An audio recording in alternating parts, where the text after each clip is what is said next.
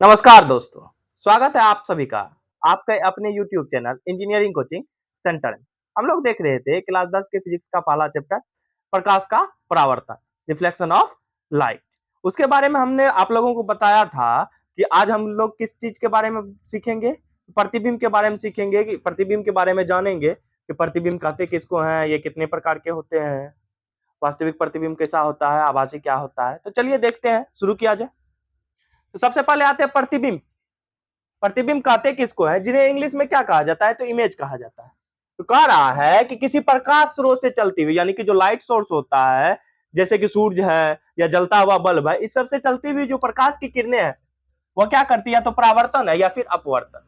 देखिए ये एक नया वर्ड आप लोगों के सामने आया, अपवर्तन, जो कि प्रकाश का अपवर्तन एक नेक्स्ट चैप्टर ही है 2 नंबर का आप लोगों का। ये पहला नंबर का प्रकाश का परावर्तन है और दूसरा चैप्टर क्या, प्रकाश का अपवर्तन ही है। अभी हल्का सा समझ लेते हैं कि जब प्रकाश की किरणें क्या होती है, एक माध्यम से दूसरे माध्यम में प्रवेश करती है, तो प्रकाश का जो दिशा में परिवर्तन होता है उसी को कहते हैं प्रकाश का अपवर्तन। यानी कि दो माध्यमों में सफर करता है अगर प्रकाश की किरणें, तो उसी को अपवर्तन कहा जाता है। या हम लोग अभी जो पढ़ रहे हैं वह सिर्फ एक माध्यम में पढ़ रहे हैं, जो अविरल माध्यम है, जैसे हमारा हवा है या फिर कांच है। ये सारा चीज जो है इस चीज के बारे में पढ़ रहे हैं। अभी हम लोग प्रकाश के अपवर्तन के बारे में नहीं पढ़ रहे हैं, बस परावर्तन के बारे में पढ़ रहे हैं कि प्रकाश की किरणें कैसे मीटर से टकराती है, कैसे लौट जाती है, कैसे इमेज बनता है। बस इसी सब के बारे में पढ़ना है। इसी सब के बारे में हम लोग को डिटेल से पढ़ना है कि प्रकाश का परावर्तन कैसे होता है। प्रकाश का अपवर्तन का एक पूरा ही चैप्टर है, जो नेक्स्ट आप लोग को जब ये चैप्टर खत्म हो जाएगा तब उसके बारे में डिटेल से समझेंगे। तो चलिए देखते हैं। कह रहा है कि किसी प्रकाश स्रोत से चलती हुई प्रकाश की किरणें परावर्तन, परावर्तन तो आप लोगों ने अच्छे तरीके से सीखा, या अपवर्तन के बाद जिस बिंदु पर क्या होती है, मिलती है। जिस बिंदु पर क्या होती है, यानी कि मिलती है, यानी कि वास्तविक प्रतिबिंब बनता होगा। मिलती है का मतलब क्या, अगर वास्तव में मिल रहा है तो उसको क्या कहेंगे, मिलती है। या मिलती हुई प्रतीत होती है, यानी कि हमें आभास होता है कि मिलती हुई क्या होती है, प्रतीत होती है। उस बिंदु को क्या कहते हैं, उस वस्तु का प्रतिबिंब कहते हैं। यानी कि उस जो बिंदु होता है उसी को क्या कहते हैं, उसका प्रतिबिंब कहते हैं। जैसे मान लीजिए कि एक आदमी है, यहाँ पे मिरर के सामने खड़ा हो जाएगा, तो इसका मिरर पे क्या बनेगा, इमेज बनेगा।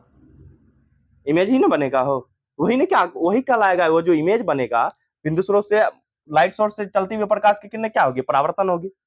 परावर्तन या अपवर्तन के बाद क्या होगी, जिस बिंदु पे मिलेगी, दर्पण के जिस बिंदु पे मिलेगी या मिलती हुई प्रतीत होगी, उसी बिंदु को क्या कहेंगे हम लोग, प्रतिबिंब कहेंगे। यही चीज ना है डिफिनेशन, कि किसी प्रकाश स्रोत से चलती हुई प्रकाश की किरणें परावर्तन या अपवर्तन के बाद जिस बिंदु पे क्या होती है, या तो मिलती है या मिलती हुई प्रतीत होती है, उस बिंदु को क्या कहते हैं, उस वस्तु का प्रतिबिंब कहते हैं। अब प्रतिबिंब जो होता है वो दो प्रकार का होता है, यानी कि इमेज हमारा दो प्रकार का होता है। पहला होता है वास्तविक प्रतिबिंब, जिसे इंग्लिश में रियल इमेज कहा जाता है। दूसरा होता है आभासी प्रतिबिंब, जिसे इंग्लिश में वर्चुअल इमेज कहा जाता है। तो रियल इमेज क्या होता है, वर्चुअल इमेज क्या होता है, चलिए हम लोग देखते हैं।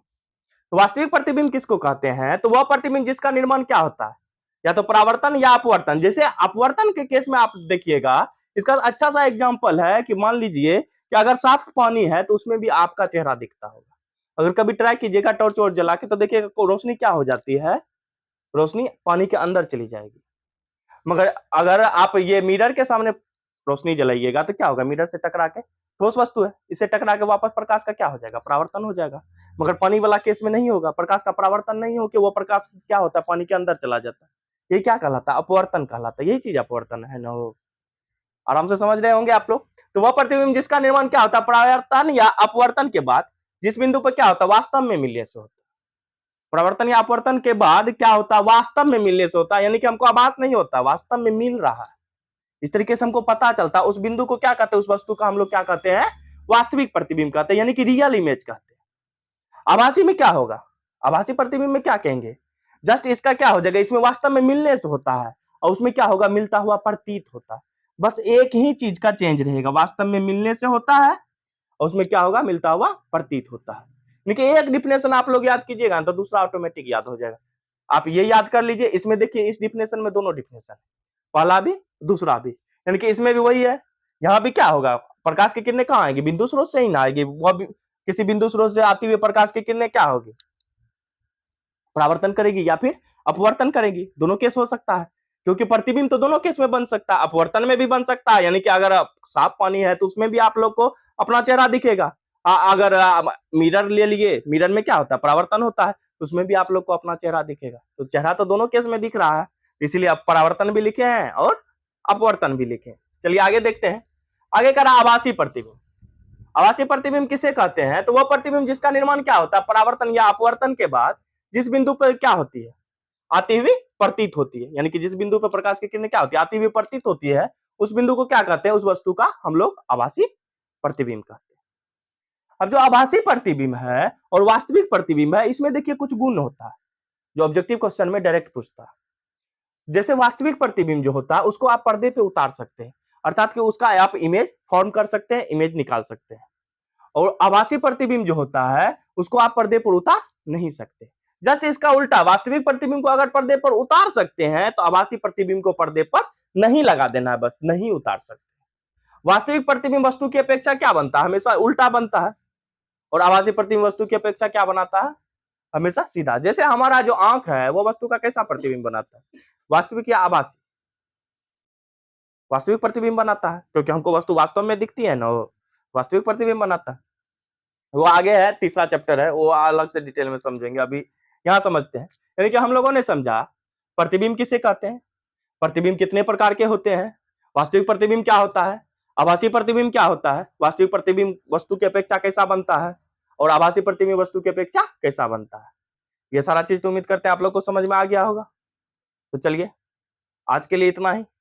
आज देखते हैं हम लोग, थोड़ा सा किसी कारणवश आज इतना पे ही वीडियो छोड़ रहे हैं। कल मिलते हैं नेक्स्ट वीडियो के साथ। उम्मीद करते हैं आप लोगों को ये वीडियो पसंद आया होगा, तो हमारे चैनल के साथ कृपया बने रहे और हमें सपोर्ट करें। धन्यवाद।